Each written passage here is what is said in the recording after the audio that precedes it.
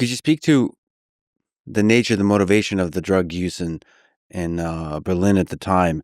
Was it a rebellion? Was it a way to deal with the difficult economic depression? Was it just the natural thing that young people do to explore themselves, to understand the world, to develop their culture? Like, what do we understand about drug use there? All of these factors come together.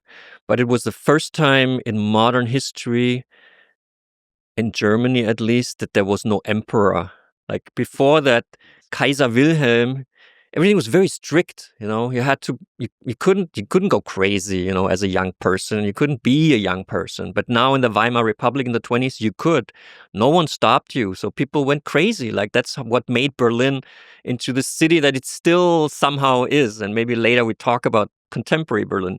It kind of it still has that vibe. That's why people still come to Berlin. Drugs are cheap. You can move however you want. There's no authority. So that created a rift between the Nazis in Munich, and they always hated Berlin and what was going on in Berlin. So, for example, Goebbels, the later propaganda minister, he called the situation in Berlin die verhasste Asphaltrealität, the hated asphalt reality of Berlin. He hated that. And when the Nazis then were able to take power in 1933, one of the first things they did was to really prosecute people who were taking drugs, because they wanted to, bring everyone back into the fold. And I think you asked what was the reason for people taking so many drugs. They were accessible, they were cheap. But I think the most important thing is that they let you find yourself, maybe, or lose yourself, also possible. Can we also take a tangent there, because you have a connection to this place, Berlin, and this part of the world. Can you just briefly speak to that so we can contextualize even deeper the personal aspect of this? Because you understand the music of the people, the land, its history. There's something you can only really understand if you have been there and you have taken it in. And we'll return to this topic in multiple contexts, but in this particular way, as one human being who writes about this place, what's your own story? I grew up in West Germany, and this was during the Cold War. And Berlin, the walled-in city, was always like a big fascination, because there was a wall. There was actually a wall in the city preventing people to move into another part. And I was from the West, fortunate enough to be from the free West. So I could travel to Berlin and I could leave. I could look at it. And I always loved Berlin. I thought it was a very vibey place. And then when the wall came down, I was still in school, but I immediately got into the car of my parents and drove there. I wanted to see how it came down. And then Berlin really in the 90s became a place that was very attractive to me. And I moved there then in the 90s. I was first living in New York. I wrote my first novel in New York. And I loved New York before Giuliani became mayor. He ruined the city. Before that, it was not gentrified. Or let's say he introduced gentrification. And gentrification is a big topic. I still lived in the ungentrified New York City for like $300 a month rent, and everyone I knew was an artist. You loved the diversity of it? Yeah, I loved it. I wrote my first novel there. I took LSD for the first time in downtown Manhattan on a Saturday night. So you're kind of like a German Kerouac type character, but moved a few decades forward. I wouldn't compare myself to another writer, but I think Kerouac is pretty cool. But he's an amphetamine writer. On the Road was apparently written in 2 weeks on amphetamines.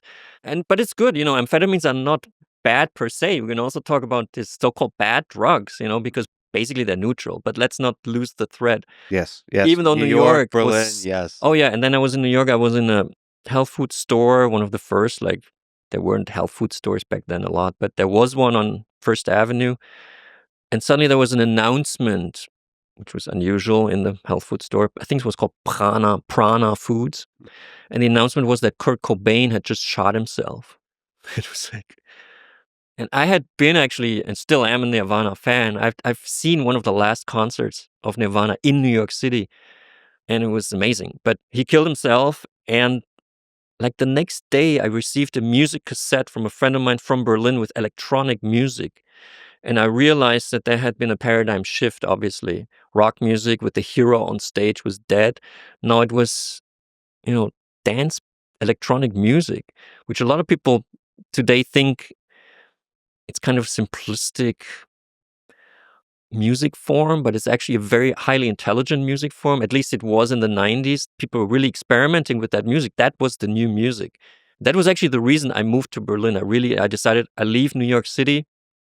I'm going to move to Berlin. And then in Berlin, to answer your question, I fell in love with something that probably reminded me of the 20s, even though I wasn't there in the 20s. But the city was very open. The wall was still, it's a few years later, but still the wall, it felt like it just came down. Berlin was not yet the capital of Germany. That was still in Bonn.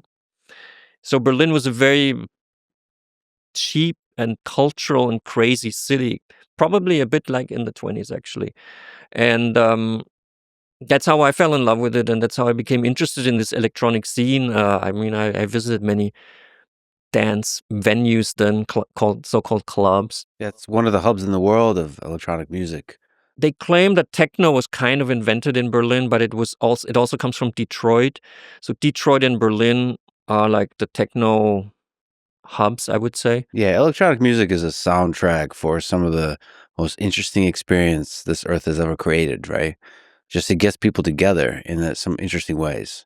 So it's not just the music itself, it's the experiences that the music enables.